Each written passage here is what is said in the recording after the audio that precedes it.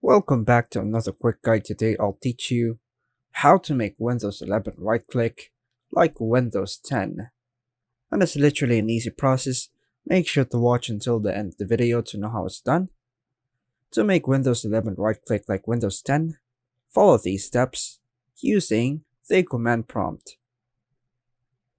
First things first, press the Windows key and type command prompt. Click on the command prompt and the search results. Then copy the following code and the description below. Paste the code into the command prompt and press enter. Now, press Windows key, click the power button, and choose restart.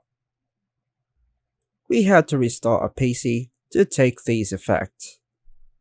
By following these steps, you will change the right-click menu in Windows 11 to resemble the one in Windows 10. And that's all for now, folks. Thanks for watching.